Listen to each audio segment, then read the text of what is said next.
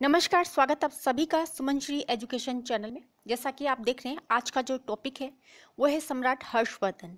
कौन थे, इनके पिता ने किस तरह से किस स्थान पर जो नए वंश की स्थापना करी, उसके बारे में हम देखेंगे। साथ ही साथ जानेंगे सम्राट हर्षवर्धन जो है वो कब सम्राट बने, किन परिस्थितियों में इन्होंने अपना जो साम्राज्य था वो स्थापित किया, कहाँ कहाँ तक इन्होंने अपने साम्राज्य को फैलाया, उसके बारे में। तो आज का जो टॉपिक है वो इसी पर आधारित है। इनके बारे में बहुत सारी जो जानकारियां हैं वो हम डिटेल में पढ़ेंगे। तो आइए शुरुआत करते हैं इस टॉपिक की।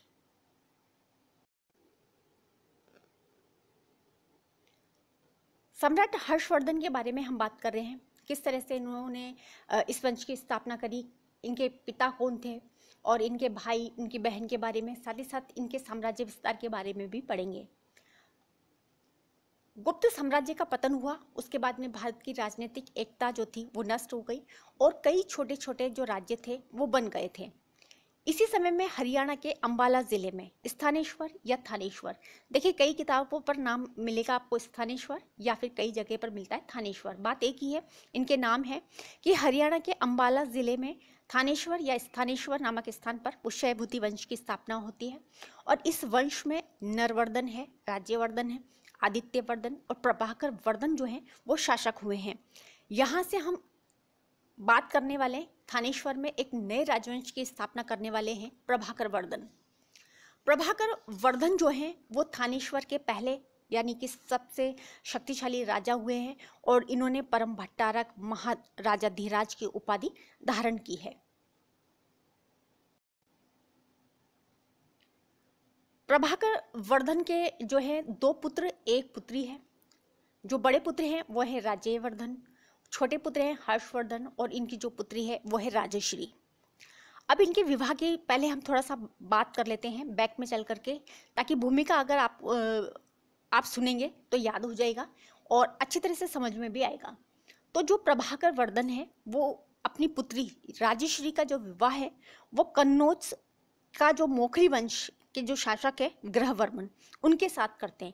कन्नौज का जो अगर पहले के नाम की बात करूं तो उससे कहा जाता है कान्यकुब्ज। देखिए कान्यकुब्ज की जो गणना है वो भारत के प्राचीनतम ख्याति प्राप्त नगरों में की जाती है और इस कान्यकुब्ज का पहले नाम था महोदय। पतंजलि के महाभाष्य में भी इस कान्यकुब्ज का उल्लेख मिलता है। जो कन्नौज अभी आज वर्तमान नाम है, पूर्वी अगर जिला देखें तो फर्रुखाबाद उत्तर प्रदेश के अंदर ये आता है। अभी हम मैप में भी इसको देख लेंगे। तो जो प्रभाकर वर्धन है अपनी पुत्री का जो विवाह है वो कन्नौज के मोखरी वंश का जो शासक है ग्रहवर्मन उनके साथ कर देते हैं और ये इनकी राजधानी भी रही है। मालवा का जो शासक है देवगुप्त और बंगाल का शासक शशांक, ये दोनों मिलकर के क्या करेंगे कि कन्नौज का जो मोखरी शासक है ग्रहवर्मन उस पर आक्रमण कर देंगे, उसकी हत्या कर देंगे और उनकी जो पत्नी है राजश्री उसको बंदी बना लेंगे। जब ये समाचार राज्यवर्धन इनके बड़े भाई को मिलता है तो वो बदला लेने के लिए जाते हैं तो देवगुप्त तो हार जाएगा, लेकिन शशांक जो है बंगाल का जो शासक है शशांक वो धोखे से इसकी हत्या कर देगा और इन्हीं परिस्थितियों में हर्ष जो है थानेश्वर की गद्दी पर बैठेंगे। अब हर्षवर्धन की हम बात करें तो जब ये गद्दी पर बैठेंगे तो इनकी आयु 16 वर्ष की रहेगी। 606 में ये थानेश्वर के शासक बनेंगे, करीब 41 वर्ष तक ये शासन करेंगे, 606 से 647 तक। अब परिस्थितियाँ कुछ इस तरह की हो गई कि जो है इनको अपनी बहन की जो है रक्षा करनी है, अपने भाई की मृत्यु का बदला भी लेना है। तो हर्ष के एक मित्र हैं बौद्ध भिक्षु दिवाकर, उनकी सहायता से ये विंध्या के जो जंगल थे उसमें अपनी बहन को ढूंढते हैं और ऐसे समय पर वो मिलती है कि जब वो सती होने जा रही होती है। अब वो उसकी रक्षा करेंगे और उनको लेकर के वापस अपनी राजधानी आ जाएंगे, कन्नौज आ जाएंगे और वहाँ से फिर ये अपनी राजधानी को थानेश्वर से हटाएंगे और कन्नौज स्थानांतरित कर देंगे। इसी तरह से हर्षवर्धन जो है वो करीब जो हेनसांग है वो बताते हैं कि इन्होंने उत्तरी भारत के 5 देशों को जो है अपने अधीन किया था। यानी कि उन्होंने उत्तरी भारत में अगर हम देखें तो उन्होंने 5 जो देश हैं उन पर जो है उनको अपने अधीन कर लिया था।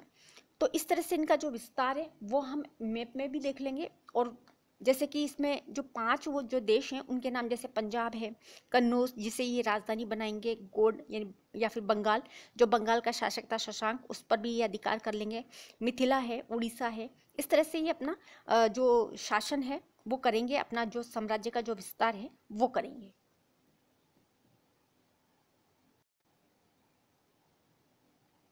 जैसा कि मैंने बताया आपको कि हर्ष जो है अपनी राजधानी कन्नौज बना लेंगे और कई वर्षों तक ये निरंतर युद्ध करेंगे और संपूर्ण उत्तरी भारत पर अधिकार कर लेंगे। जैसा कि हेनसांग ये कहता है इस बात पे कि वो 5 देश हैं जिनको वो अपने अधीन कर लेगा उत्तरी भारत के, जिसमें पंजाब, कन्नौज, बंगाल, मिथिला और उड़ीसा आ जाएगा। इस तरह से हर्ष राज्य संभालने के साथ साथ अपना जो राज्य है उसका जो प्रभाव क्षेत्र है वो बढ़ाएंगे, कई सैनिक अभियान भी चलाएंगे, वीर योद्धा है, विजेता है। और इस तरह से वो पंजाब, बंगाल, चालुक्य, वल्लभी से ये युद्ध करेंगे। यहाँ पर मैंने रेड गोले किए हैं, ड्रॉ किया हुआ है ताकि आप आराम से इसे समझ सकें। कन्नौज, जिसका पहले जो नाम था वो है कान्यकुब्ज, और कान्यकुब्ज का भी पहले नाम था महोदय। और इस कान्यकुब्ज का पतंजलि के महाभाष्य में उल्लेख मिलता है। और इसका जो विशेष युग शुरू होता है कान्यकुब्ज का, वो 7वीं सदी से आरंभ होगा जब हर्ष इसे अपनी राजधानी बना लेगा। लेकिन इससे पहले जो ये राजधानी थी वो मौखरी वंश के शासक ग्रहवर्मन इनकी राजधानी थी, लेकिन बाद में हर्ष इसे अपनी राजधानी बनाएंगे। इससे पहले अपन चलें ऊपर की ओर, देखो आप तो यहाँ मथुरा, मथुरा से ऊपर चले इंद्रप्रस्थ, और ऊपर चले तो थानेश्वर। ये जो थानेश्वर कई जगह पर नाम वैसे थानेश्वर ही है, लेकिन कई जगहों पर आपको नाम मिल सकता है स्थानेश्वर, तो कंफ्यूज होने वाली कोई बात ही नहीं है। इसी तरह से वह सिंधु नदी जो मैंने आपको ड्रॉ करके दिखाया है, ये सिंधु नदी है। इधर से आप नेपाल, उड़ीसा तक के जो अभियान है वो शुरू करेगा और यहाँ तक कि वो अपने साम्राज्य का विस्तार करेगा। इसी तरह से पंजाब है, ऊपर अगर हम चलें तो पंजाब, इधर नीचे इधर की साइड अगर आप आएँ तो यहाँ पर बंगाल। इसी तरह से चालुक्य और वल्लभी से ये युद्ध करेंगे। इस तरह से जो हर्ष है वो अपने साम्राज्य का विस्तार करेंगे।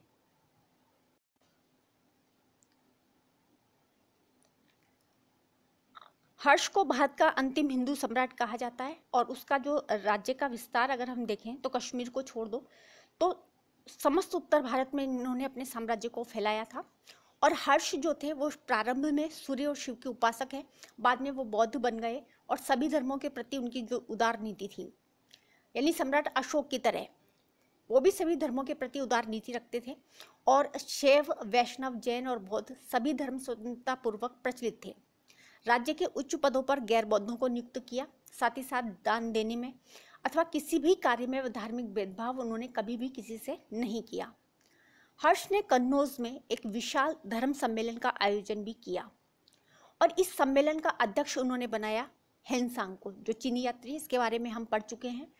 ये जो सम्मेलन होता है ये 23 दिन चलेगा, जिसमें अनेक बौद्ध भिक्षु आए, चीनी यात्री भी आए, वहाँ के जो राजा थे और विद्वानों को भी इसमें इन्होंने शामिल किया। तो जहाँ जहाँ पर मैंने अंडरलाइन की है, ड्रॉ की हुई है, तो वो इम्पोर्टेंट है, यानी इनसे जो प्रश्न है वो बनेंगे। जैसे कि हर्ष ने एक विशाल साम्राज्य के धर्म सम्मेलन का आयोजन किया था, कहाँ पर? कन्नौज। कन्नौज इनकी राजधानी है। कन्नौज का प्राचीन नाम क्या था? कन्नौज के उस प्राचीन नाम से भी पहले और उसका क्या नाम था उसके बारे में भी मैंने आपको बता दिया है। इसी तरह से इस में जो धर्म सम्मेलन होता है उसमें वे अध्यक्ष किसको बनाते, कितने दिन ये सम्मेलन चलेगा, कौन कौन से विद्वानों ने इसमें भाग लिया, इम्पोर्टेंट चीज़ें हैं जो मैंने आपको बताई।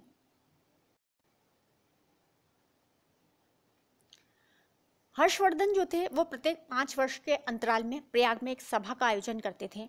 इसी प्रकार की जो छठी सभा का आयोजन उन्होंने 643 ईस्वी में किया था और 5 वर्ष जो भी इन्होंने एकत्रित की थी राशि, धन संपत्ति, उनको वो क्या करते थे, इसमें बांट देते थे। यहाँ तक कि स्वयं जो कपड़े पहनते थे वो तक दान दे दिया करते थे। और इसी तरह से इस सभा को कहा गया है मोक्ष परिषद। तो ये अक्सर आप देखना कभी कभी जो प्रश्न है वो बहुत छोटे छोटे होते हैं, लेकिन अक्सर जो प्रश्न बनते हैं वो ऐसे ही बनते हैं। हम रीट के बारे में बात करूं तो देखिए ये जो बुक्स हैं जो हम पढ़ रहे हैं वो बहुत इम्पोर्टेंट है। लास्ट टाइम भी इन्हीं बुक्स से जो है सबसे ज़्यादा जो प्रश्न थे वो बने थे। तो छोटी छोटी चीज़ें जो इम्पोर्टेंट लगती हैं मुझे, मैंने वो निकाल दिया, साथ ही साथ अंडरलाइन से ड्रॉ भी कर दिया। जैसे कि इस सभा को क्या कहा गया है, मोक्ष परिषद। मान लीजिए हर्षवर्धन जो था प्रत्येक 5 वर्ष के अंतराल में प्रयाग में एक सभा का आयोजन करता है। इसी तरह की छठी सभा आयोजित करता है कब, 643 ईस्वी में। या फिर प्रश्न ये भी बन सकता है कि 643 ईस्वी में हर्षवर्धन ने प्रयाग में जिस सभा को आयोजन किया था वो कौन से नंबर की थी, ठीक है। और वह वहाँ पर क्या किया करते थे, यानी 5 वर्ष तक अपनी जो भी संपत्ति होती थी उसको वो दान कर दिया करते थे। और इस प्रकार से इस सभा को इन्होंने क्या नाम दिया था, तो मोक्ष परिषद कहा है। आगे हम बात करें तो हर्षकालीन सोने के सिक्के भी यहाँ पर मिलते हैं। और यहाँ पर मुद्रा पर एक लेख मिलता है, उसका लेख पर लिखा हुआ है हर्षदेव, और उस पर एक घुड़सवार का जो चित्र है वो भी वहाँ पर अंकित है। यहाँ पर आप मैप में देखिए, गंगा और यमुना के संगम पर है प्रयाग, और इसका जो वर्तमान नाम है वो है इलाहाबाद। वापस इसका जो नाम है वो प्रयाग हो गया है।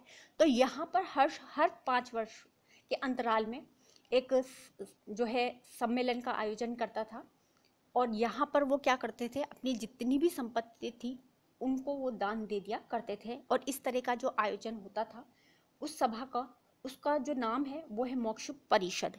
तो इस तरह से आप ये याद रखें।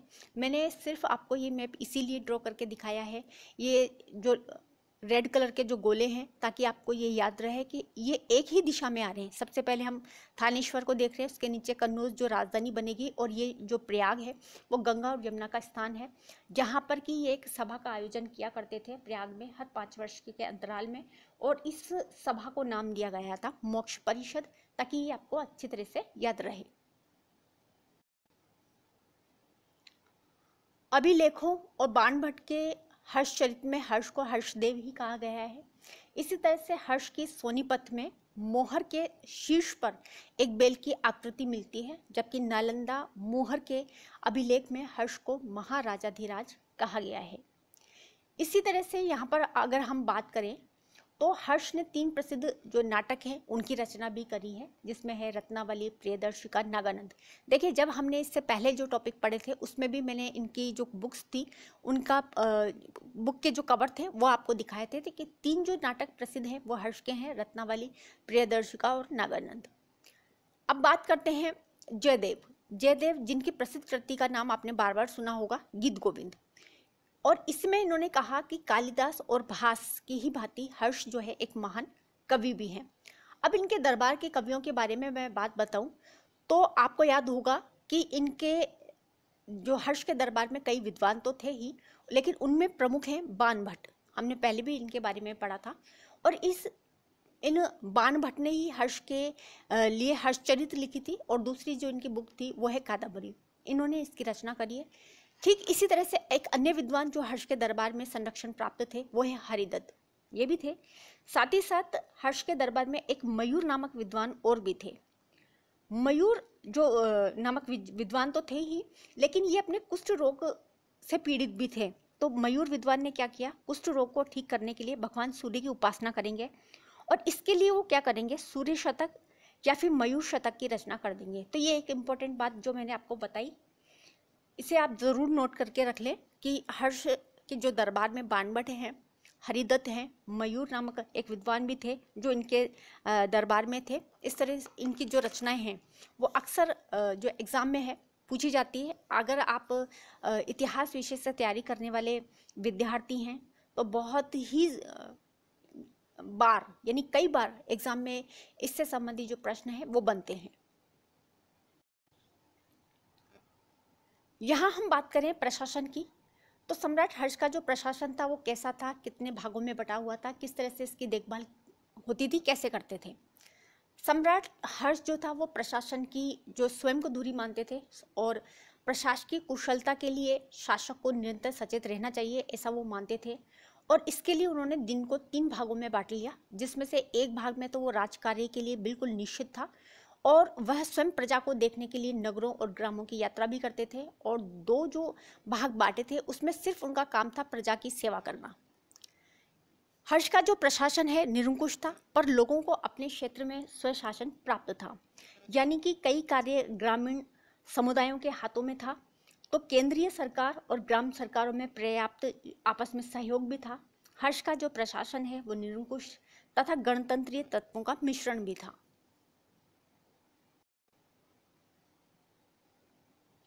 यहाँ पर हम बात करें हर्ष का साम्राज्य, देखिए एक पिरामिड नुमा आकृति मैंने बनाई है हमको सिर्फ समझने के लिए कि किस तरह से हर्ष का जो साम्राज्य था वो कितने कितने भागों में विभक्त था, उनके नाम क्या हैं उसके बारे में। तो सबसे पहले हम बात करें साम्राज्य जो है वो प्रांतों में, प्रांतों से नीचे आए तो भुक्ति में, भुक्ति से नीचे आए तो विषयों में, और उससे नीचे आए तो ग्राम में। यानी कि जो साम्राज्य की सबसे छोटी जो इकाई मानी जाती है वो ग्राम। अब हम नीचे से ऊपर की ओर चलेंगे, ग्राम से ऊपर चलेंगे विषय आ जाएंगे यानी जिलों में, उसके बाद में भुक्ति में, उसके बाद में ऊपर चलेंगे तो प्रांत।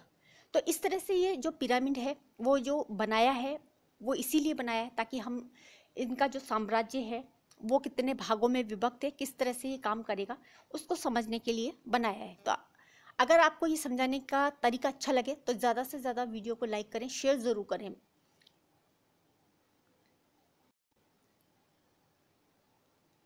साम्राज्य विभाजन हमने पढ़ा और अब हम पढ़ते हैं करों के प्रकार। यानी कि प्रशासन चलाने के लिए ज़रूरी है कि हमारे पास अर्थ हो यानी धन हो, तो उसको इकट्ठा करने के लिए क्या व्यवस्था जो है उस समय हर्ष ने करी थी। तो उसमें 3 प्रकार के करों का उल्लेख बताया गया है, जैसे कि भाग है, दूसरे नंबर पर हिरण्य है और तीसरे नंबर पर है बलि। यानी भाग क्या है? भाग भूमि कर है, हिरण्य यानी नगद कर है और बलि यानी अतिरिक्त कर। एग्जाम में इस तरह के जो प्रश्न पूछ सकते हैं कि भाग जो है वो कौन सा कर था, नगद कर है, अतिरिक्त कर है या भूमि कर है। तो इनके नामों को भी आप जरूर याद रखें। भाग भूमि कर है, हिरण्य यानी नगद कर, बलि यानी अतिरिक्त कर। हर्ष एक महान विजेता है, विद्वान है, विद्वानों को संरक्षण देने वाला है, एक आदर्श शासक है, परिश्रमी भी है और अपना सारा समय प्रजा की हित की वृद्धि में उन्होंने लगाया है। हर्ष की उदारता और दानशीलता हेतु विख्यात है और उन्होंने नालंदा विश्वविद्यालय के लिए 100 से अधिक जो गांव हैं वो दान में दिए हैं। नालंदा विश्वविद्यालय की बात करें तो नालंदा जो था वो उस समय विश्व का प्रमुख जो विश्वविद्यालय वो बन चुका था। अब यहाँ पर हम नालंदा विश्वविद्यालय की बात करें तो ये महायान शाखा का प्रमुख केंद्र था नालंदा। स्थापना की बात करें तो कुमारगुप्त प्रथम के समय में इसकी स्थापना होती है और भारत और दूर यानी कि भारत तो है ही, साथ ही साथ जो भारतीय उपनिवेशों के धनी व्यक्तियों ने भी इसके लिए धन की व्यवस्था की थी।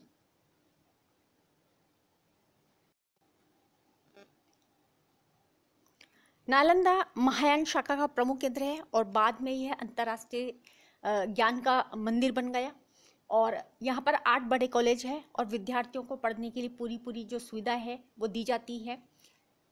यहाँ पर हस्तलिखित ग्रंथों का 9 मंजिला धर्मगंज पुस्तकालय था और 3 बड़े पुस्तकालयों के जो नाम हैं वो यहाँ पर दिए गए हैं, जैसे कि पहला है रतन सागर, दूसरा रत्ना दधी है और तीसरा है रत्न रंजक। देखिए आपका जो इससे संबंधित जो प्रश्न है वो आरपीएससी फर्स्ट ग्रेड का वर्ष 2014 में ये जो प्रश्न है वो इससे संबंधित है, वो पूछा गया है। मैं प्रश्न पढ़ देती हूँ कि नालंदा विश्वविद्यालय में रत्न सागर क्या था। तो रत्न सागर पुस्तकालय है, यानी कि ये 3 जो बड़े पुस्तकालय हैं इनके नाम जो हैं एग्जाम में पूछे गए हैं और आरपीएससी फर्स्ट ग्रेड 2014 में ये जो प्रश्न है वो आ चुका है। आगे हम बात करें विद्यार्थियों की तो 10,000 से अधिक जो विद्यार्थी थे वो यहाँ पढ़ते थे। 1500 से अधिक जो अध्यापक है यहाँ पर अध्यापन कराते थे।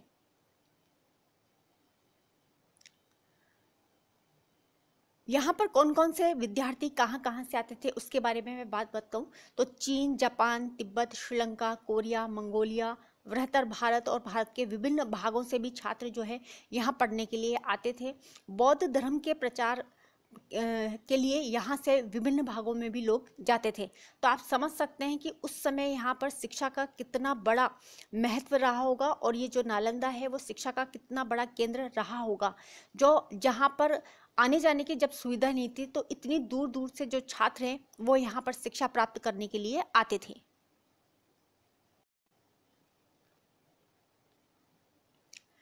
सबसे इम्पोर्टेंट बात है कि यहाँ के प्रमुख विषय यानी अध्ययन के लिए कौन कौन से जो विषय हैं वो पढ़ाए जाते थे वो सबसे ज़्यादा इम्पोर्टेंट है, और मैंने इसीलिए यहाँ पर अंडरलाइन किया है कि कौन कौन से विषय जो हैं यहाँ पर पढ़ाए जाते थे। जैसे कि वेद, ज्योतिष, दर्शन, सांख्य, योग, तर्क विद्या, व्याकरण, चिकित्सा, विज्ञान, गणित, न्याय और बौद्ध धर्म की विभिन्न शाखाओं को यहाँ पर पढ़ाया जाता था।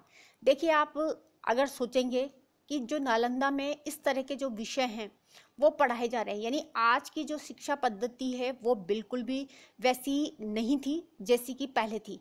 वहाँ पर बहुत अच्छा जो ज्ञान दिया जाता था, जैसे कि वेदों का, ज्योतिष, यानी आज जो हम ज्योतिष देखते हैं वो ज्योतिष आज का नहीं है बल्कि बहुत प्राचीन है। दर्शन, अगर आप देखेंगे तो ये आज का नहीं है, बहुत पुरानी जो है ये चली आ रही है। जैसे कि सांख्य है, योग, यानी आज अगर हम देखें इन परिस्थितियों में आज योग का कितना महत्व है, यानी लोग वापस फिर से उसी ओर मुड़ने लगे हैं। यानी योग जो है ये पद्धति आज की हमारी नई नहीं है बल्कि वर्षों पुरानी है, और इसकी भी जो शिक्षा है उस समय दी जाती थी।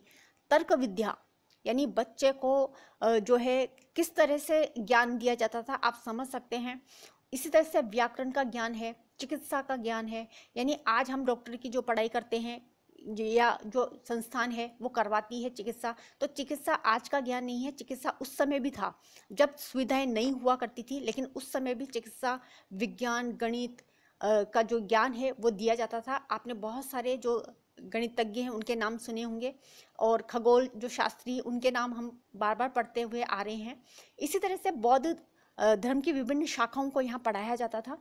तो आप समझे इस बात को कि उस समय जो नालंदा है वो कितना बड़ा शिक्षा का प्रमुख केंद्र रहा होगा, जहाँ पर बहुत सारे विदेशी जो लोग हैं वो उस समय पढ़ने के लिए आते थे, और ऐसे ऐसे जो ज्ञान का जो भंडार है वो यहाँ से विदेशों में गया है। हम विदेशों से इस ज्ञान को लेके नहीं आए, ये सारा का सारा जो ये ज्ञान है वो हमारा था। हमारी वैदिक संस्कृति है, ज्योतिष है, दर्शन है, योग है, व्याकरण, चिकित्सा, गणित, ये सब यहाँ का ज्ञान था। और यहाँ से जब बाहर के विद्यार्थी यहाँ पढ़कर के जाते थे तो वो अपने साथ इन ग्रंथों को अपने साथ ले जाते थे और वहाँ जाकर के इनको अपनी भाषा के अंदर अनुवाद किया करते थे। तो ये बहुत इम्पोर्टेंट है कि उस समय के जो प्रमुख विषय नालंदा में जो पढ़ाए जाते थे उससे संबंधित। अब जैसा कि हमने पहले भी बताया कि हेनसांग ये कहता था कि हर्षवर्धन ने इस विश्वविद्यालय को खर्चा चलाने के लिए 100 जो गांव थे वो दान में दिए, जबकि सिंह ऐसा कहता है कि इसने 200 जो गांव थे वो खर्चे हेतु दान दिए। देखिए, बार बार हम पढ़ रहे हैं कि जो है हेनसांग आता है, तो हेनसांग तो चीनी यात्री है, बौद्ध ग्रंथों के संकलन के लिए यहाँ पर भारत आता है। 15 वर्षों तक ये रहेगा, और अपनी इस यात्रा को उसने एक पुस्तक भी लिखी है सीयू की। उसमें अपना जो भी यात्रा का जो सामान है, यात्रा का जो विवरण था वो पूरा का पूरा अपनी इस बुक में, सीयू की जो बुक है उसमें लिखा है। हेनसांग को कई अन्य नामों से जाना जाता है, जैसे कि इसे युवान च्वांग बोलते हैं, शाक्य मुनि कहा जाता है, यात्रियों में राजकुमार भी कहा जाता है। ऐसा कहा जाता है कि हेनसांग जब यहाँ आया था तो उस समय पढ़ने के लिए तो यहाँ के जो प्राचार्य हैं वो थे शीलभद्र। इम्पोर्टेंट है, अगर आप नोट कर रहे हैं, सुन रहे हैं तो इसे ज़रूर नोट कर लें कि हेनसांग जब यहाँ पर आया था बौद्ध ग्रंथों का संकलन करने के लिए, पढ़ने के लिए यहाँ आया, और यहाँ पर ये 15 वर्षों तक जब रहा था तो उस समय यहाँ के जो प्राचार्य थे वो शीलभद्र हैं। और उसी ने ये बताया था कि विश्वविद्यालय में जब प्रवेश मिलता था तो बड़ी कड़ी जो परीक्षा है वो ली जाती थी, जिनमें से 10% विद्यार्थी ही सफल होते थे। और उन्होंने शीलभद्र को बताया कि वो बहुत से विषयों के ये ज्ञाता थे, और साथ ही साथ उन्होंने हेनसांग ने शीलभद्र के लिए कहा कि वह सत्य और ज्ञान के भंडार हैं। हेनसांग जो था नालंदा विश्वविद्यालय में करीब 1.5 वर्षों तक इसने मतलब अध्ययन किया, वहाँ रहा, और चिकित्सा शास्त्र की जो शिक्षा थी वह अनिवार्य रूप से दी जाती थी। ऐसा हेनसांग कहते हैं कि नालंदा विश्वविद्यालय में जब ये अध्ययन करने के लिए आए तो उन्होंने बताया कि जो शिक्षा अनिवार्य थी, कौन सी, चिकित्सा शास्त्र, ये जो शिक्षा थी वो अनिवार्य रूप से वहाँ दी जाती थी। तो इम्पोर्टेंट है, आप ज़रूर इस बात को नोटेट करें। यहाँ पर हर्ष और उसके साम्राज्य के बारे में मैंने जितनी भी जानकारी बताई, जैसा अभी मैंने हेनसांग के बारे में बताया, अगर आपको वीडियो अच्छी लगे तो ज़्यादा से ज़्यादा आप इसे लाइक करें और शेयर करें। अब हम बात करते हैं इसके समापन की ओर कि हर्ष की जब मृत्यु हो जाती है उसके बाद में भारत कई छोटे छोटे राज्य जो थे स्थापित हो गए, कई स्वतंत्र हो गए। उत्तर से लेकर दक्षिण तक इन राज्यों ने अपनी सत्ता जो थी वो स्वतंत्र सत्ता को स्थापित कर लिया था। और इन स्वतंत्र राजवंशों ने यहाँ पर 8 से लेकर के और 12वीं सदी तक राज्य किया। एक दूसरे से अपने राज्य का विस्तार के लिए आपस में ये लड़ते रहे। लेकिन एक बात अच्छी ये रही कि इन्होंने किसी भी विदेशी शासक को सिंधु नदी के पार यानी कि उसकी ओर आगे बढ़ने नहीं दिया। तो सम्राट हर्षवर्धन के बारे में जो भी जानकारी थी वो मैंने आपके साथ शेयर करी आज इस टॉपिक के साथ। और अगर आपको ये वीडियो अच्छा लगे तो ज़्यादा से ज़्यादा आप वीडियो को शेयर करें अपने दोस्तों के साथ और मित्रों के साथ, साथ ही साथ लाइक ज़रूर करते रहें। अगर आपको मेरी दी हुई जानकारी से संतुष्टि मिलती है कि हाँ मैंने एक नई जानकारी आपको दी है, तो ज़्यादा से ज़्यादा आप वीडियो को लाइक करें। आज के इस टॉपिक में बस इतना ही, और इससे आगे का जो हम टॉपिक पढ़ेंगे वो अगले वीडियो में। तो देखते रहिए सुमन श्री एजुकेशन चैनल। आप वीडियो देखने के लिए आप सभी का बहुत बहुत धन्यवाद।